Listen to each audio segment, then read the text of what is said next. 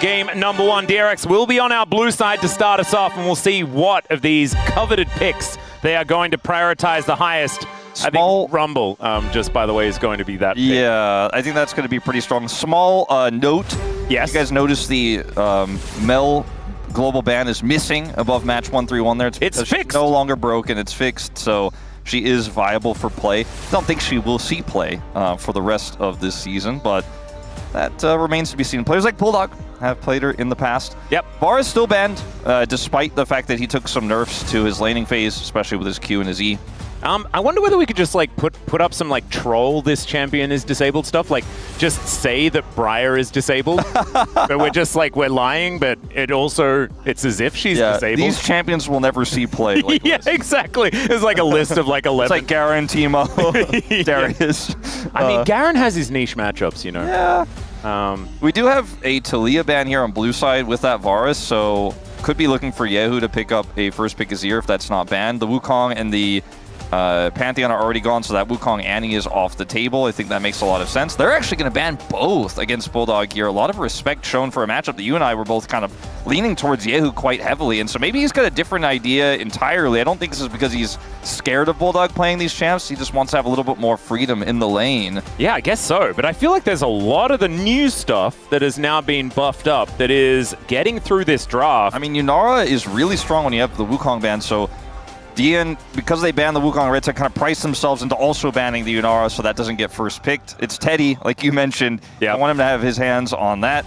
Let's see what the read is going to be here on 25-16. First pick. Is it just going to be Xin Zhao? That would be hilarious. I don't think so. Yeah, I hope not. I hope that's not what they're going to go towards. They don't look like Rumble, they know. Rich. Please, please, Rich. Just... Aurora is available. Oh my God, no! Wolf! Why did you have to will this into existence? No, I just know the LCK. I told you this like when you and I were walking back from the coffee shop. I was like, you know what? It's the LCK that's going to be the same stuff. Exactly. It's like Orianna Nocturne next. Here we go. It's a typo. It's a typo. Don't worry. It doesn't say 25-16 there. It's 25. Never mind. We're back on 25-16. DN Freecs have remembered, and the Rumble is going to be locked in. Is really strong, but they're going to go Orianna first because the Xin Zhao is already locked in, so they can have Orianna, Vi, Rumble. That's really strong. Pretty easy to play as well. Yeah, this is a pretty scary start to this draft here for the DN Freecs.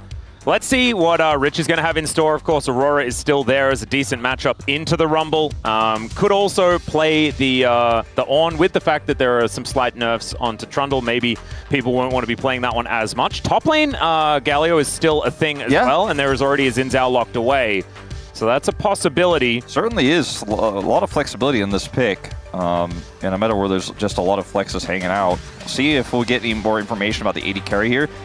We're just continuing to flex the Aurora forever. was open, and I think this will probably be the Aurora into the Rumble in this game, as that's kind of a Rich specialty. Yep. Well, I mean, it's a lot of player specialty. I'm not saying Rich is like better than Keen at this matchup, but Rich has been known to do this. Where's the horse? I mean, I like the doggo as well, but I think the horse is the way to go. The Trundle's pretty good here. I mean, oh wait, no, maybe she's not. Maybe she's not disabled.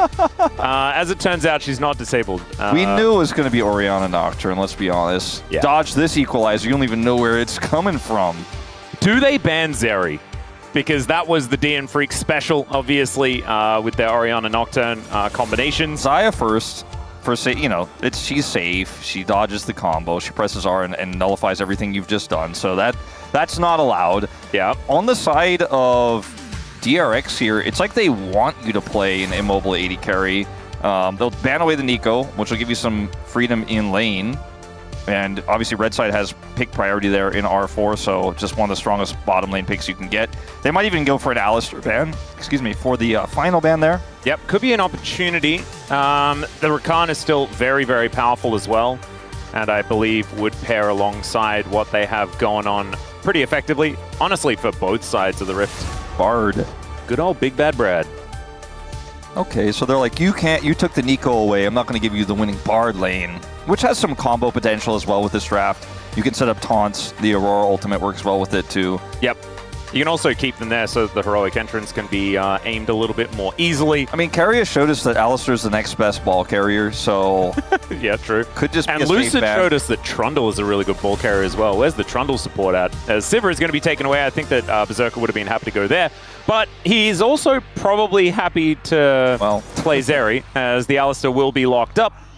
So far, the DN Freecs team comp is gorgeous. I love it. If they just go Jhin because it's a free lane. It's like Jhin or Lucian, right? It's a free lane to the You see the Alistar, you're like, oh, it's free. Doesn't matter what they're playing. I'm going to win this.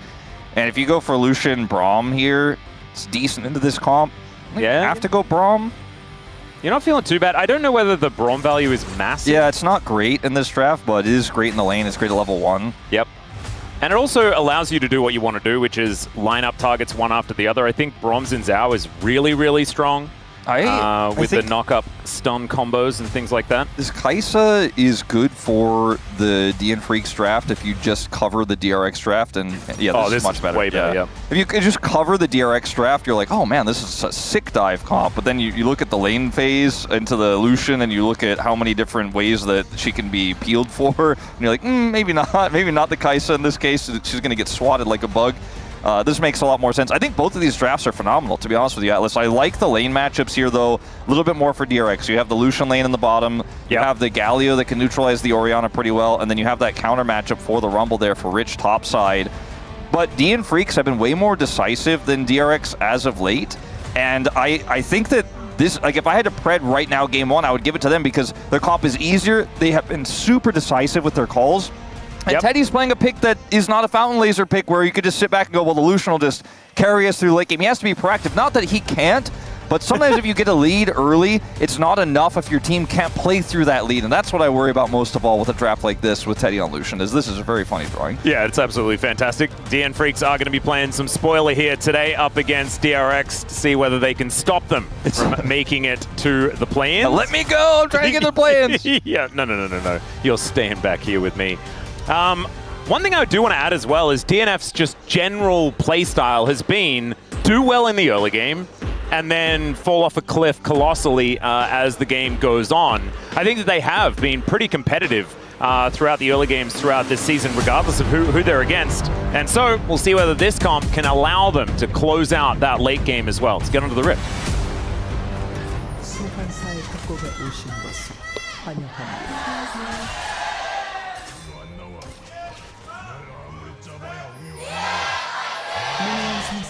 All right, here we are, ladies and gentlemen, onto the Rift. And the DN Freecs are looking to prove to DRX that, yes, patches are real. And DRX are looking to say, no, my head is in the sand, patches do not exist. This was a good comp last week. This will be a good comp again this week. Like, Nocturne is nerfed.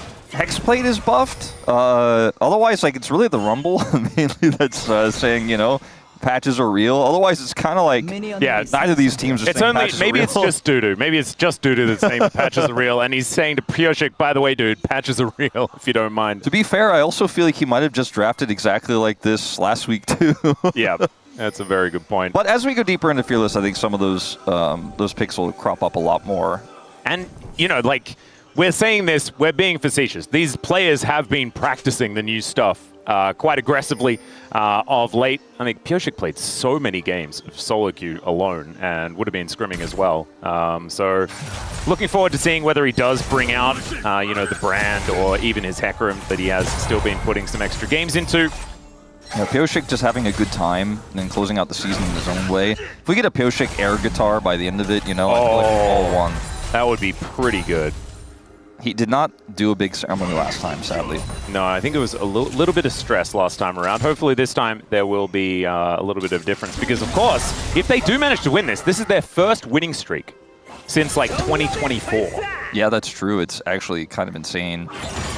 Just weren't very good at stringing the wins together, even though this has been historically a low point for the organization. They broke a lot of records for the LCK this year, but a part of that's just because of the format. But, you know, like being the first team to ever have 19 losses and stuff like that is like, well, I mean, it's pretty impressive you have 19 losses, but also, like, no team could have ever had 19 losses before in a season. And is impressive the right word, you know? Yeah, I mean, Kind of. I mean, we were looking at it earlier. Now, look, it's a good closeout to the season. Like, the form has been very good.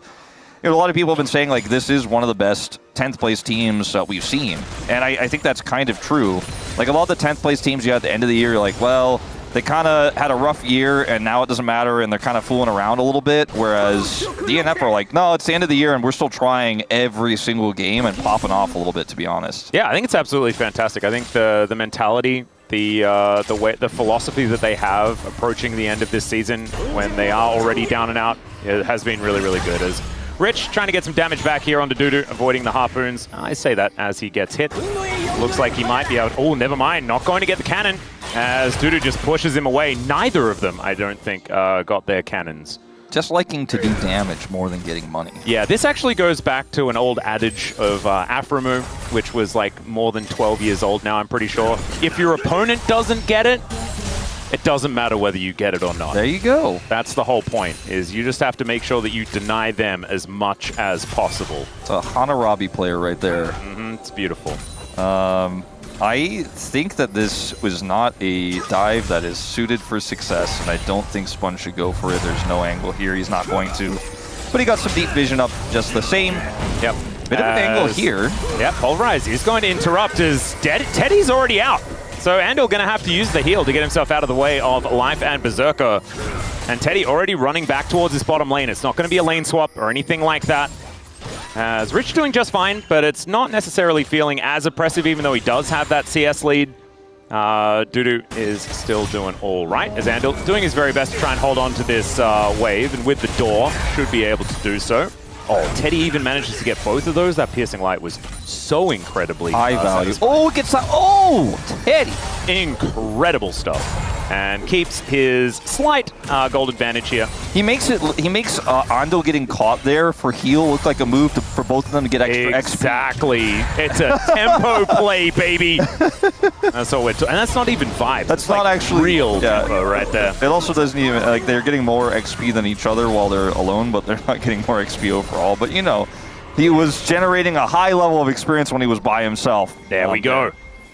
Also managed to like keep most of the minions around for Teddy to pick up, so it was quite impressive there. Yeah. Swifty's now going to be done for Berserker, so he's going to rocket back down towards this bottom side of the map. And in the meantime, Life is taking a peek at the mid lane. This is pretty common when you have the Lucian lane, even if there is a messed up back there, because you're going to have a little bit of prio. Yes, the backs were desynced, but Berserker needs to back anyways, and Nocturne is not really a champion until level 6, so they should be able to secure this first dragon. Yep, not to mention the fact that Berserker is catching a wave towards that bottom side. So Andal is They're fighting for stun this, up though. Life momentarily. Life goes in, nice double pulverize. The heroic entrance will come down. They're looking to turn on the bottom lane.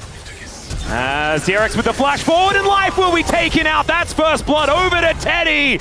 And that is a great way to set up the Fountain Laser. Yeah, Bulldog did not have mana after that ult there. Couldn't really continue to chase, but I don't think he wanted to. That was a really greedy late contest there from DNF, and they pay for it so badly. And like, this is the kind of worst case scenario you want to avoid at all costs against a Lucian comp, is just fighting into them and giving a kill to Teddy. Yep. It could not be worse, and it's a Chemtech Drake to start, so, you know, that individual Drake power is relatively low in this draft for now, but it means that your soul is going to be, chances are, higher value. Pretty big win here for the side of DRX. Not to mention they win the fight afterwards as well, so it puts them in better stead for that double dragon. Exactly. That we do love here in the LCK. Is Andal and Teddy lying in wait here, looking to take down the level 4 Alistair, who just made his way back to lane. The Will, a little bit unbreakable for the next couple of, a little bit breakable for the next couple of levels. Quite broken. We'll move away from the Alistair. That's also gets completely wailed on here. This, like, the Galio ult was so incredibly good.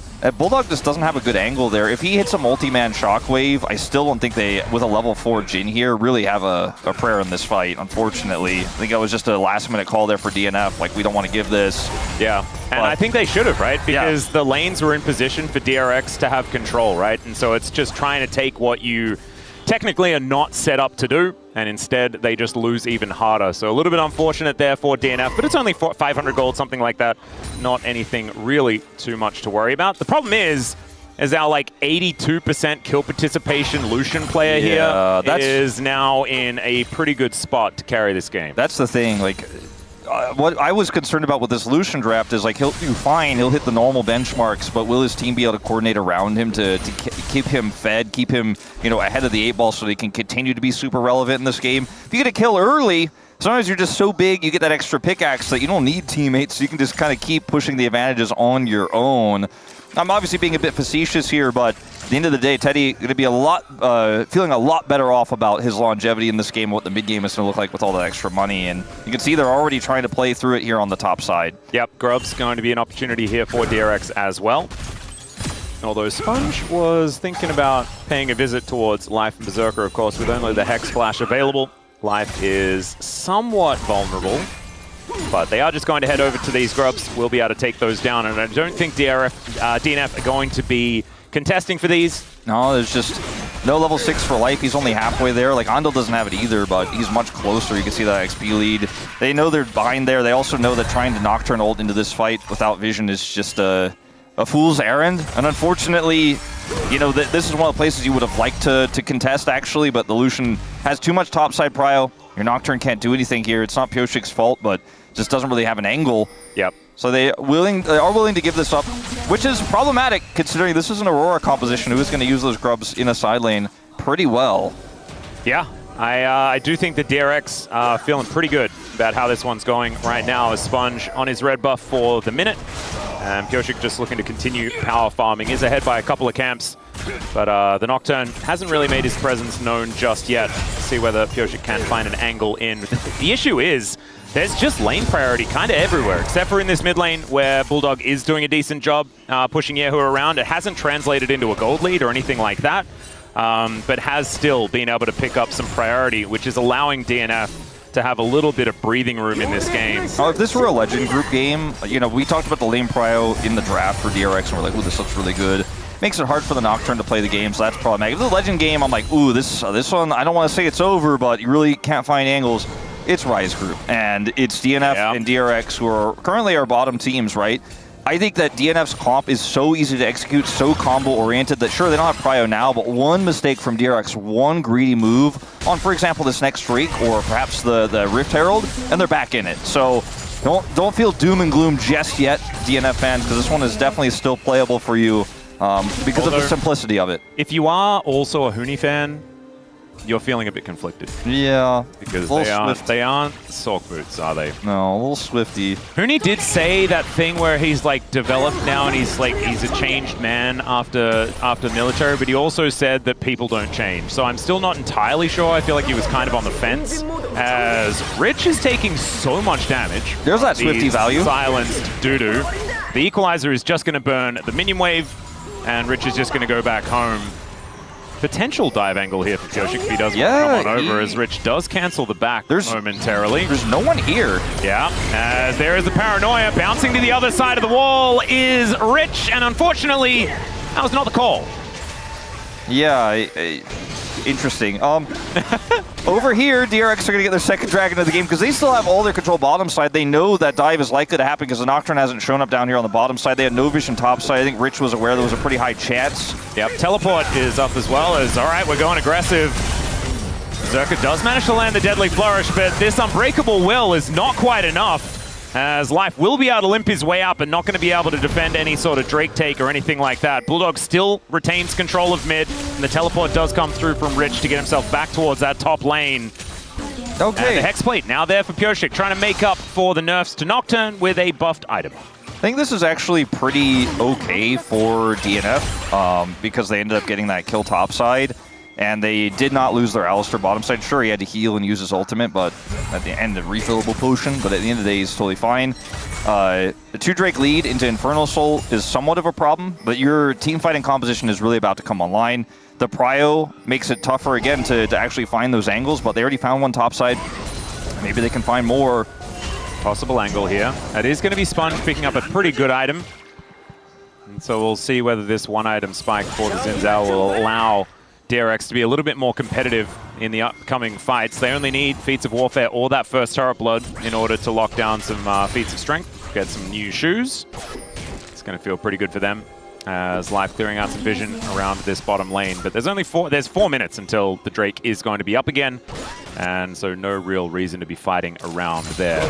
Xandal will turn up, but not going to be able to land the Winter's Bite. Haven't seen too much of the roaming Braum Xin Zhao, which can be pretty powerful in this mid-game, but the skirmishes have been a little bit low, as Rich is going to try and get some damage back towards this Rumble, as Xandal moves up, gives them the door. Sometimes the Braum Xin Zhao is really strong when you don't have lane prio somewhere because it can be so punishing, but when everyone on DNF is just hunkering under that bottom turret there, that's not really a great angle for them. They tried, right, both times to try to push that advantage, but weren't able to come up with big kills. Like, they were able to get the kill barely there for Teddy the first time around, but the next 2 times they tried, they got a lot of value, but weren't able to actually secure the kills, especially in that last fight.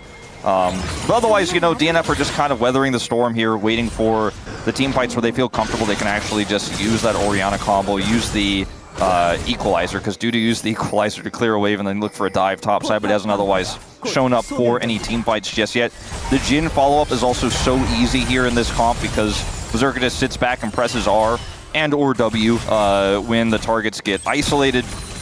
Teddy, if he gets blown up at the beginning of a fight, really hurts DRX's ability to continue this because, sure, the Aurora does a decent amount of damage, but early on isn't going to be doing those big numbers that you sometimes see post-team fights, and Galio certainly isn't going to win it by himself either. So Teddy's so important right now here for DRX in these upcoming fights. Oh, 100%, especially with Dudu hitting level 11. This equalizer could be an absolute game changer. That is a lot of where the buffs went, especially because it's Red Side Rumble. That is no longer a thing we're going to be talking about anymore because that one has been solved, which is great.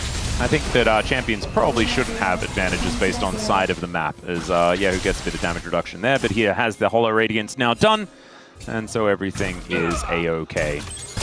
I think that DRX are probably okay with where they are in the game right now, but they probably want to continue pushing it forward, right? This next dragon going to be very important. Soul Point, we talk about how important it is going to remain so, but you can see Leandri's Torment is done here for Dudu. That is a big item spike for the Rumble, and he loves fighting around objectives. This was a ill-conceived dive if they had committed to it down here. Teddy cleared that wave in mid while Berserker was back so quickly. It would have been a disaster if they committed there. They decide not to, which is the wise choice. Herald is up, so this is, I think, the next target. DRX got their backs off here. Triple dagger for Teddy, could shoot real fast in the team fight as he cleared that wave insanely fast in mid and is now already grouped up to catch this one. But prio to DNF because of that back timing, and they're going to look for a collapse onto Rich. I don't know if they necessarily get the kill, but they get the flash. Yeah, they did manage to get that, and of course that's what they're looking for. Now they have the combo set up here. This is a really difficult approach for DRX. I think DRX understand that they need more people here towards this top side of the map because Rich is now very, very vulnerable. No arm guard or anything like that to help him out, as Teddy will be putting on a little bit more pressure, having to respect the 4th shot here. All it takes is one little team fight here for DNF to get right back into this game. I mean, they're ahead in gold right now, but I mean, this could really put them in full control. Yeah, Rift Herald gonna get started up here. Dustbringer comes on through. There is a ward down already as Life gets behind them. Wind becomes lightning. Into the back line he goes. Equalizer comes through as well, as it's just melting them down. Life will be actually still alive here. Sponge takes down the Rift Herald, but in the meantime, it's Berserker that's threatening here against this Xin Zhao that's so incredibly low. These health bars are minuscule on DNF's side, so it's DRX that managed to get the objective, but they do lose one. They do lose one, and the eye goes over, in this case, to Rich here on the top side. So look at this fight. Like, the engage here is so interesting because Life goes in over the wall, looks for this setup here onto the jungler, and this is when they could use the combo, but... Yeah, the Shockwave is actually very good. But guess who isn't hit? It's Teddy, and he is all that consistent damage I was talking about. All the ultimates are used in that front line to get the Braum, but then Teddy is just like, it's my fight, by the way. you know, I'm still full health. You guys have a Jhin who's not really an AD carry. He tricked you guys, and... love that copy pasta. And Teddy's just like sitting there going, I didn't even have to use my sums in your whole combo. And that, again, I think the combo needs to be on this Lucian, otherwise the fights are very challenging. Well, they might be learning it here. As DRX, they do have, speaking of the combo, they have Rift Herald and the Dragon is up and available. Somehow Pioshik manages to get the Rift Scuttler. It's kind of crazy. Sponge electing not to use his smite on that one. And once again, DNF with Prio here. Teddy so far away, they want to wait for him to be the target before they look for the turn. Yeah, Sponge is going to go in. Wind Becomes Lightning does find Pioshik here, but he has the paranoia. Into the back line they go. Tries to get Teddy, but he gets out of the way of it. Still, Rich is able to bounce his way between worlds to keep himself alive, and now they're lined up. Teddy still looking for an angle here, but doesn't have the culling anymore. And Life likely to get locked down. There it is. As soon as that Winter's Bite hits, the Lucian's so good at proccing it. And down will go the Alistair. That should mean that the Drake belongs to DRX and Soul Point too. This is such a good sign for DRX. I mean, Soul Point is massive, but the fact that they're able to win 2 fights back-to-back where Teddy is untouched. The first time because they engaged before he was there. The second time because he reacts instantly, has an amazing flash dash away there, and does not actually get picked off. They turn the engage on DNF. When you have a control mage mid and a Jhin, if you don't kill that enemy AD carry, you just can't match the damage. But look at this, they're waiting for him, waiting for him, waiting for him, and then they see their opportunity, they go onto him, dashes, flashes, does not get feared here, and then the turn is fantastic. Rich also goes low, but then uses the between worlds to actually get out of dodge. And then Teddy's sitting here at full health going, you can't match my damage. You guys cannot, without any ultimates, challenge me anymore. He has free reign and will take life out of the fight. And watching how these fights take place, you could really see how desperate DNF are to get that target. And I said it's so easy to utilize this combo. If Teddy's playing this well and he's positioned exactly right and his reactions are this quick, then maybe DRX just win it no matter what, man. Yeah, it's a tough one. I also kind of disagree with Bulldog's build. It's a lot of consistent damage with the Blackfire Torch into the Leandries with the amount of dots and burn and blah blah blah. But you want burst exactly when you have the Nocturne combo, right? Exactly. If you're going Blackfire Torch here, you need the longer fight to get value out of it, but these fights are not supposed to be long at all. And if they're going right for DNF, they definitely shouldn't be. Exactly. I don't know. But it's like he's identified, ooh, we don't really have damage because I'm Orianna and Berserker's Jhin. It gives you the ability to do neutrals a little bit faster with the fact that you do so much more to Baron and Dragon and things like that. That is a good point, yeah. I don't know whether that is necessarily worth it, as Andil will be able to stand beside Sponge here momentarily. Control vision in the river. Just for back on that conversation, it can help you, burn an objective faster than look for a turn, because this comp is insane at turn. But now I'm starting to wonder, will they have a lot of prio upcoming? Because even when they have had prio, they've lost the objectives, and it's a scary, scary situation for them. Again, ahead on gold, but the tempo is not theirs, and Teddy is getting bigger and bigger. It does have 2 items now. Yeah, what is the gold value of Soul Point? That's what we really need to take into account. But it might mean that DNF can use that extra money in the coffers to deny Drake after Drake after Drake. As Paranoia comes down, they're looking for Sponge to be able to take him out here. Deadly Flourish is going to connect, but he's pretty well protected. Shockwave connects onto Teddy and to Sponge. The Pulverize is there as well, and Teddy is just melted down. Nowhere good to go, and DNF, they spring to life. They will be able to lose life, unfortunately, there, as Rich is going to have to try and get himself out of the way. The flash will be utilized in order to do so, but now the Otacon should go over to DNF. Unless they are too scared to take it, we'll see. 18 seconds on Teddy. It's a little bit scary with this Aurora here. Rich does not have TP. It looks like they're going to decide to back away and clear this mid wave instead. No ultis left available. Yeah, it's the safer call because turning is really tricky here, and they just don't have that much damage, as we've talked about a lot here. This is a decisive Pioshik call, and you can see the instant rotation over of Teddy. He's like, all right, I'm gonna have to save this, but he walks straight into the Orianna ball. Yeah. He just walks right into it. Now, it's hard to see, obviously, during Paranoia, the approach there, but he kind of just walks straight onto it, gets caught, and then gets equalized and dies. And in this case, DNF are able to finally lock down the Lucian. You can see how different these team fights look when Teddy is no longer a factor. Yep, and it's a 1-for-1 in the end, so they don't feel like they can go for the Otacon, but still, gold lead still there for DNF as Dudu throws down the ulti, but unfortunately he is surrounded. In comes Life, finds the Winter's Bite there as well, and Dudu is going to go down. This could spell an Otacon as Bulldog is towards that top side, teleport in hand, but a 4v5, do you really want to be going for that? It is still going to be DNF, who did manage to just pick up the feats of warfare, get themselves the feats of strength. DP for Bulldog as well. I think DRX need to think twice about committing heavily to this Otacon. Berserker's ultimate's coming back online. They've got to be aware of that. And this was a really nice macro turn here for DNF, who are keeping this game super close. 1 minute until the Dragon as well, where they have a lot of vision now around this area because they deny the Otacon and get the better reset here. It does feel like the tempo vibes are there for DNF though. I was struggling to identify them, and as we were stacking Dragon after Dragon for DRX, it felt like it might have been there, but these fights just tend to be going a little bit closer for DNF each time. Yeah, and it's like, you know, I said at the beginning, the draft is so easy for DNF, and Teddy's positioned so well. Initially, I was like, well, I mean, if Teddy is playing perfectly, how can they get this guy? They're playing through him, they're peeling for him, he's not going into the fight until after the combo. But then he kind of got caught that one time, and you're like, wait a second, is it possible? You know, that DNF could get enough control here is the question that we're asking. Dude on the flank.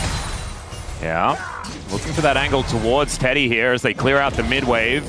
10 seconds on this Dragon. DNF, they really do need to make their way in. Obviously, with the paranoia, they always have a chance to do so.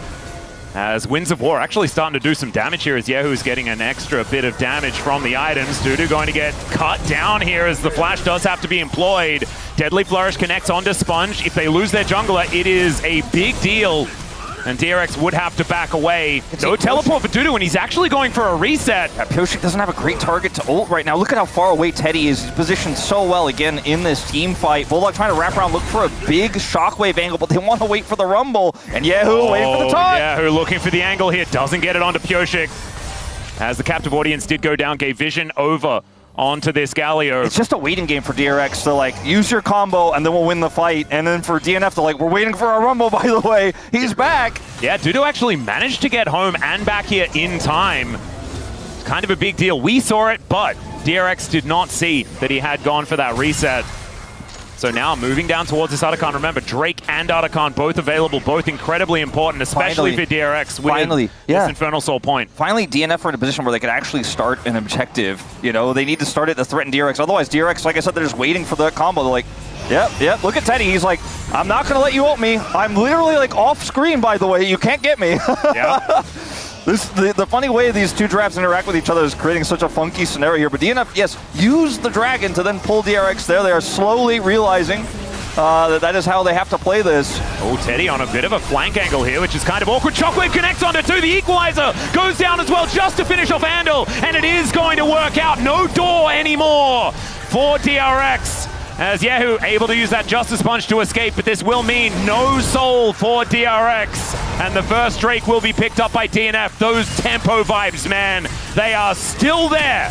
They're definitely real, keeping this game alive, and eventually they hit the Dragon. And with the choke point control they had, like, they played it so slowly and so carefully that it almost made me, like, you know, slam my fist on the table, like, come on, start that Dragon. But the way that it worked out, the only entry realistically for DRX is through that choke point where they set up the two-man shockwave and equalizer combo. And sure, it doesn't hit Teddy, who's on the top angle here. You can see he's coming through the river brush.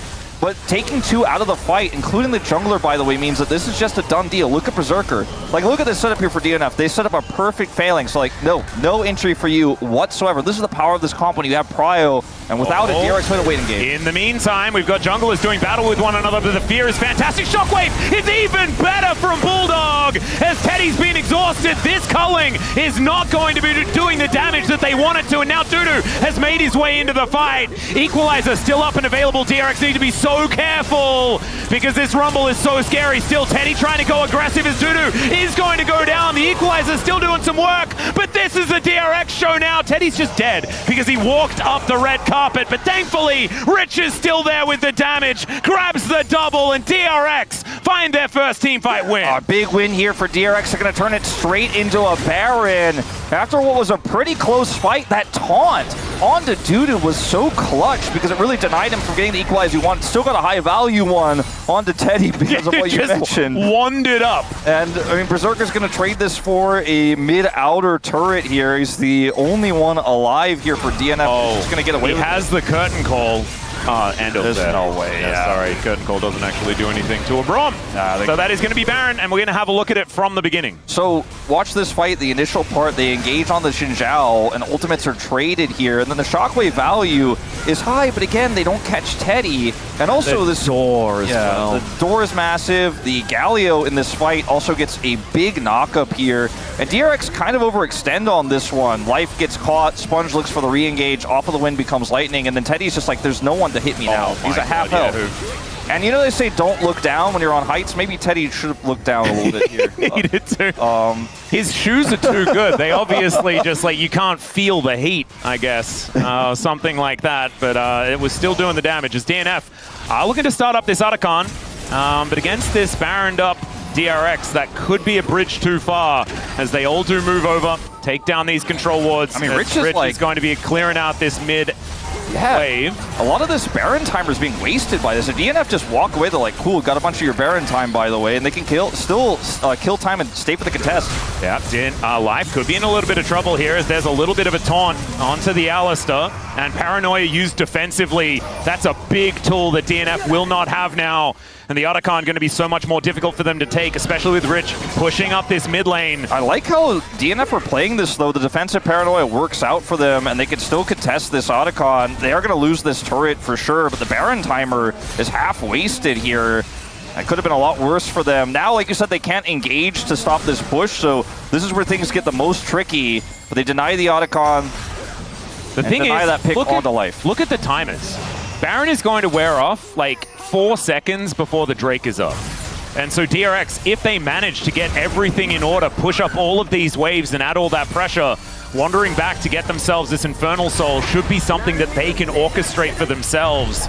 I do think this position in this game is fantastic. I also think this reset timing is really good as well, because it means they can use that last minute of Baron, in theory, in order to make sure that everything is ready for them to go back to this Dragon. Agree, 100%. I think this reset timing is perfect because they know Pioshik's ult's coming up in just a few seconds. Trying to, you know, after using a lot of those resources, push up further there without item buys would have just been asking for trouble. Now, can DNF, in this last 45 seconds here against the remainder of the Barons, somehow get Prio? I think the answer is no, and without Prio, these fights are so hard. They were able to wrestle it away and set up that choke point control last time around. I don't think this time they'll be so lucky, as Teddy has been a positioning god in this game. And yeah, they got the two-man last time to take the jungler and support out of the fight, but this time, I just don't see the angle for DNF just yet. They're going to have to really slow play this, and Dudu is caught. Yeah, Teddy is going to find Dudu here, who does have to break his arm guard. Thankfully, he did have the item, otherwise he was probably just dead. Scrap Shield not going to be quite enough to deal with the culling that Teddy is wielding now. Very close to 4 items as DRX, once again in control of the river. They're giving a lot of it away, though, and Bulldog is slowly but surely inching his way closer to that shockwave angle. Yep, Dudu still has the equalizer up as well, so if this Shockwave is going to be found, it could be a huge deal. You can see DRX trying their very best just to spread out as Pioshik will have control of this area. The Glacial Fissure goes down, but it doesn't quite work out here.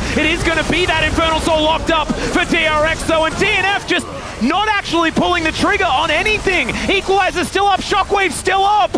And so a DRX, of course. Shockwave finally going to be used. There's the equalizer. The curtains have been called as Andil will be sacrificed for the good of the team, as Rich is going to explode as well into that pool of cinders. This is a massive win for DRX, but I gotta give credit where it's due.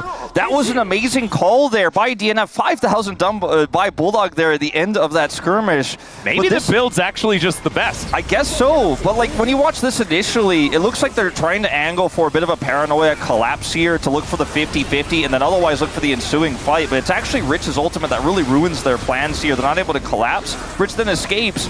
But DNF of old, you know, a few weeks ago, they just walk out here and lose the game, right? But new DNF is like, hold on, there's still an angle. They're flashing for me. We have the combo. The shot calling here is crisp. The instant follow-up as well. Dudu's equalizer placement there was gorgeous. All three, you know, between Dudu, Bulldog, and Berserker just coordinated that turn so incredibly well. The fight is lost. They lost the Infernal Soul. The game is also likely lost with it, but I love to see that we've seen massive improvements here in shot calling for DNF. And they're going to get Otacon as well. Yeah, this is the thing. This is making the best out of a bad situation, right? Because they were sieging the top inner turret, and as it turns out, I don't even think that goes down, as DRX just caught napping here just a little bit with the fact that they did lose 2 off the back end of that fight, meant that DNF knew that they could just head towards the Otacon and lock that one down. So that is a bit of extra money, extra stats in theory for DNF to utilize here, and the gold lead is nothing. It's 0. Yeah, I don't know if you're a DNF fan. Do you smile or do you frown when you see this team playing better than it has for most of the year? I mean, these games. It was kind of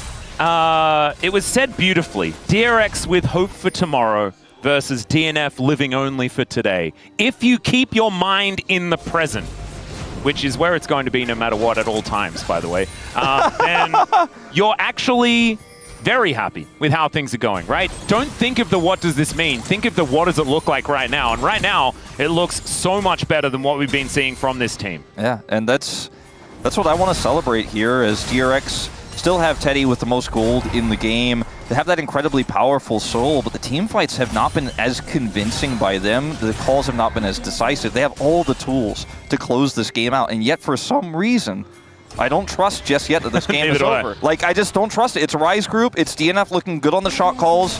The tempo vibes are theirs, and I want to see what DRX has in the tank here for these upcoming team fights. Baron is back up. Teddy is backing right now. This is a kind of timing window here for DNF. The wave clear they have here, this Orianna, potentially set a trap and look for a turn. Yeah. It feels like DNF just will always have initiative with the Paranoia Shockwave combo. Yeah. Right? And so it's about how much they can get from that initial salvo in order to get themselves into a winning position. And as soon as DRX are running away, that's when Berserker is impossible to escape from, right? Exactly. The Deadly Flourish, the Curtain Call, things like this. They do not actually commit to trying to start that Baron. I think that was a missed opportunity, but otherwise just going to now contest for vision here and look to stop the Baron, which is a little bit trickier, especially with that control ward in the pit here, but I think that's their best option in this game. Infernal Soul is incredibly powerful for the Aurora and the Lucian in these fights, and even the starting to be quite large Galio in this game as well. We'll be doing a little bit more boom boom. Yep. So, you know, DNF just kind of hoping for a mistake here, waiting to see if Teddy steps too far forward or if that support jungle duo is also too far forward, contesting neutral. Pyosik caught. Very awkward position here as he's exhausted. Has to flash to get himself out of the way. Is there the flash pulverized from Life, but he doesn't manage to push Teddy back.